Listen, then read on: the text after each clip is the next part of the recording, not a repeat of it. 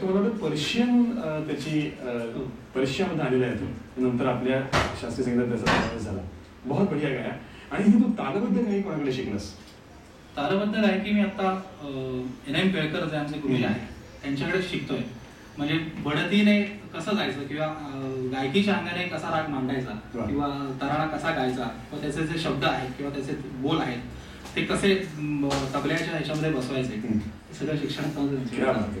तुझी प्रेरणास्थानं कोण? प्रेरणास्थानं म्हणजे आपले पंडित केदार गोडस. क्या बात है, क्या बात. आणि तसेच आपले ग्वाल्हेरचे खूप मोठे कवी होऊन गेले पंडित DV पलुसकर, हे माझे प्रेरणास्थान आहे. आणि तू या व्यतिरिक्त तू काय करतोस, म्हणजे तुझा व्यवसाय काय आहे? मी स्वतः व्यवसायाने एक डिस्ट्रीब्युटर आहे. माझ्याकडे विविध कंपन्यांचं काम आहे आणि मी ते लोकांना डिस्ट्रीब्यूट करतो. बरं बरं. आणि दापोली टाउन? खुद्द दापोली. आणि खुद्द दापोली आहे, त्याचप्रमाणे मंडणगड आहे, खेड आहे. या 3 तालुक्यामध्ये माझा व्यवसाय चालू आहे. तू दुकानात बसतोस म्हणजे? म्हणजे फार मोठी गोष्ट आहे की व्यवसाय सांभाळून देखील तू एवढ्या स्तरावर गातोयस आणि छान गातोयस. मला वाटतं प्रेक्षक हो, मुलांना अभ्यास चालू राहणार आहे. ओके, आपला व्यवसाय, आपलं बँक जिकडे तुम्ही काम करतात ते that is always going to be there, पण त्याच्याबरोबर असा एक व्यासंग असणं फार महत्वाचं आहे, नाही का? तर अभिषेकी बुवांचं गाणं गातायत अभिषेक.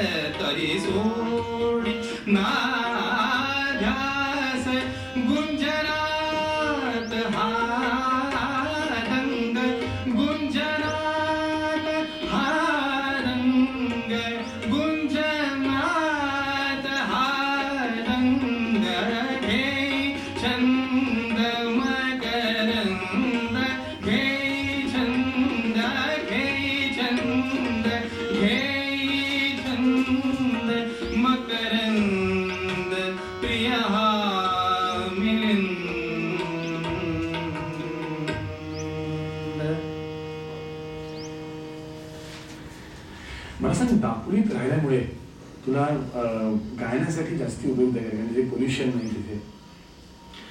पोल्युशन तर अजिबात नाही, आणि मुख्य म्हणजे दापोलीची सुरेल माती म्हणेन मी, वा वा, की जिथे निसर्गाने अतिशय समृद्ध अशी पखरण केलेली आहे, निसर्गाने म्हणा, आणि सगळे स्वर तिथे ह्या निसर्गाशी निगडीत इथे येऊन एकत्र येऊन नांदतायत असं म्हणेन. आणि अतिशय सुरेल वातावरणात आमचा गायन प्रवास चालू आहे. तिथे तुमचं कसं चालतं, म्हणजे गुरुकुल आहे का तुमचं?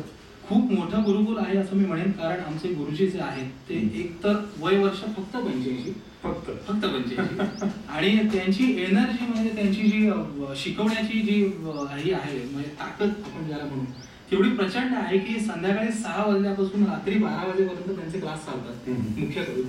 आणि सगळ्या वयोगटातली मुलं जी 10 वर्षाच्या पासून अगदी 50 वर्षाच्या गृहस्थापर्यंत सगळे शास्त्रीय संगीत त्यांच्याकडे शिकतात. आणि कुठून कुठून लोक येतात त्यांच्याकडे शिकायला?